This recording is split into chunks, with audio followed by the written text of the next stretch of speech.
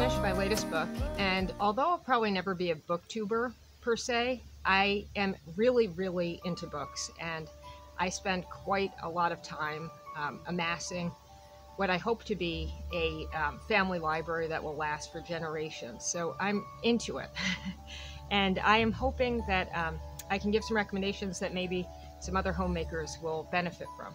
So the first one is Mother Culture, and it's one I haven't read yet, but it's by an author whom I absolutely adore, and her name is Karen Andriola.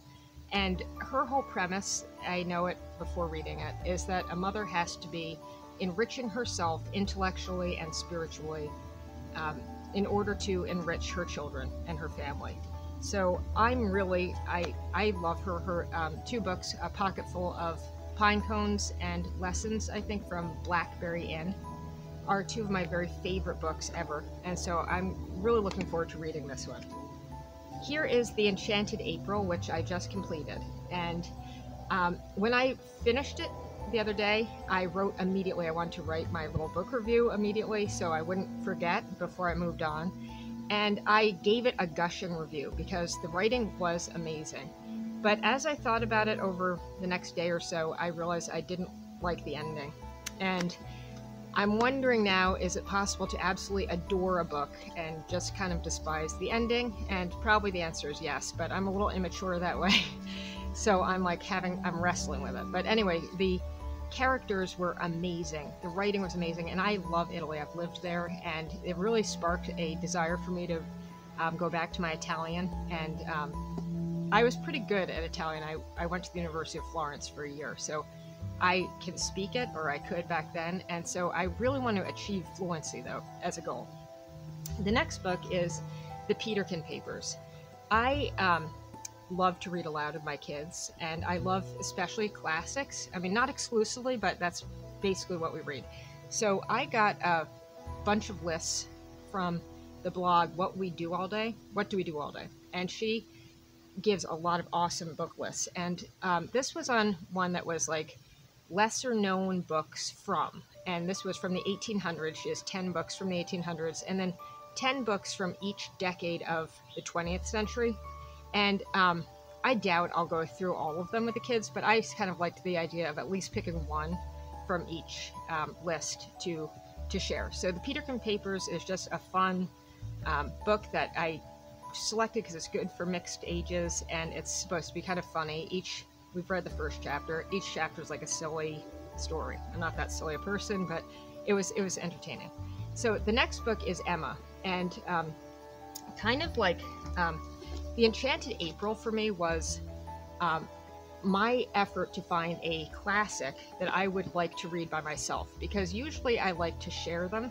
I find it somehow lonely, the idea of reading a classic to myself. That's a confession, because that doesn't sound very scholarly of me, but I like reading them aloud more than I like reading them alone so far. So Emma is the second Jane Austen book that I'm sharing with my older daughters. One is almost 24 and one is 16. And we read Pride and Prejudice first together. I've read it by myself, and I loved sharing it more than reading it by myself. So we've been slowly doing Emma, and we're, I don't know, almost 3/4 of the way through. And I'm hoping that we will be done soon, because we all really want to watch the movies. So the next one, I have to hurry because I've been told my time is up.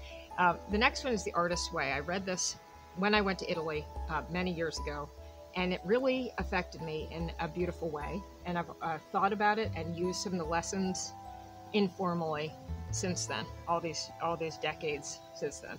So it's by Julia Cameron, and I just quickly glanced online to see how she's doing as a person, because I have found that I've been led astray a lot with self-help books or nutrition books even and stuff, and I just don't have time for any bad advice at this point in my life. So I wanted to make sure she was doing all right, and it looks online anyway like she is. So I absolutely love her, and I loved what I learned. And I just bought another book called The Artist's Way for Parents, which is going to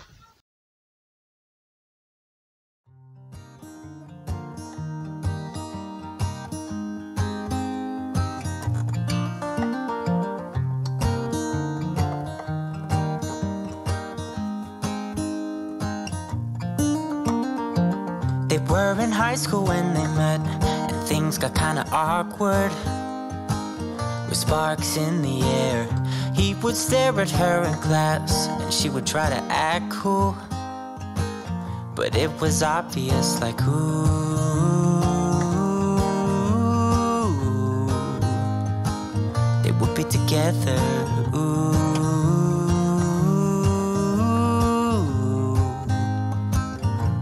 Then one day she said, write me a love song, 'cause I know you'll make it beautiful.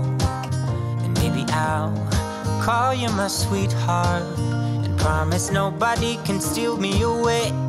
Then I am yours, 'cause I want you, and I wanted you to know. He looked at her and then he smiled, picked up a pen and paper, and started writing. Probably something about her eyes and how they're always shining, or something cliche like, ooh,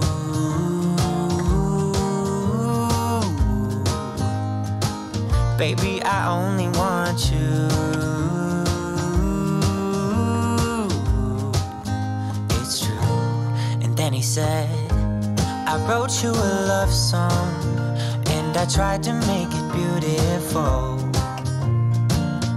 It's a song about your sweet, sweetheart, and how nobody can steal me away. Yeah, I am yours, 'cause I want you, and I wanted you to know. As he sang, she started to dance, grabbed his arm and took his hand.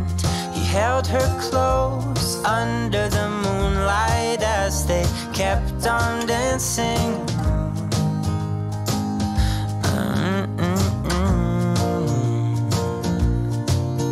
And now they're singing their love song, and they sing it kind of beautiful, calling each other sweetheart. I promise nobody can get in their way or steal the show. They're in love now, and I wanted you to know.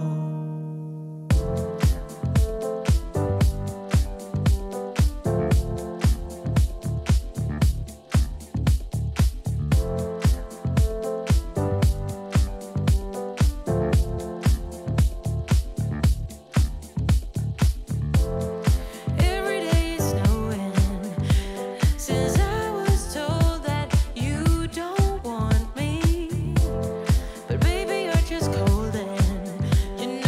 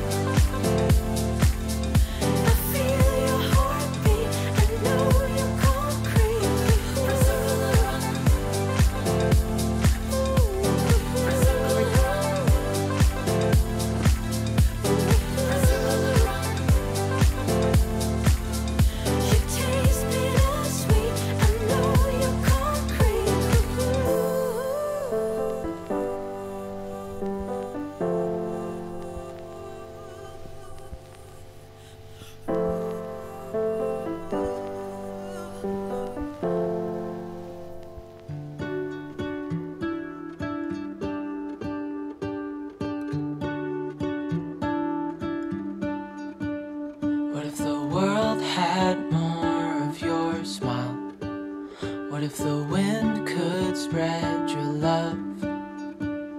What if your sweetness could reach everyone? There'd be no wars.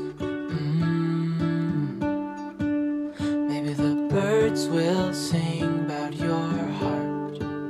Maybe the trees will whisper the word. Maybe the sun will spread your joy to the ones who lost their hope.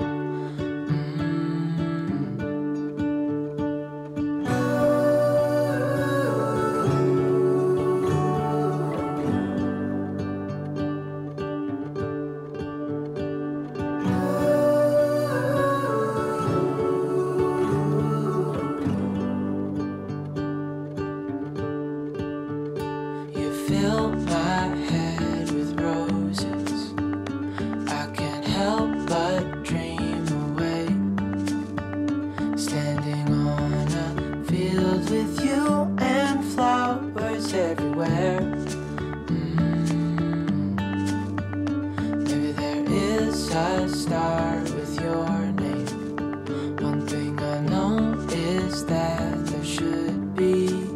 There is no one a heart as pure, no, not like yours.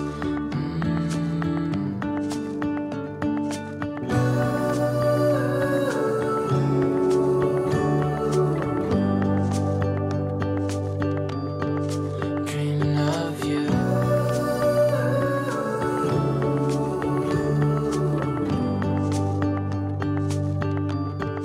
Dreaming of you. Dreaming of you. Dreaming of you. Dreaming of you. Dreaming of you. I'm dreaming of you.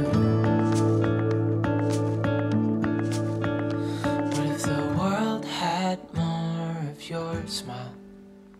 What if the wind could spread your love?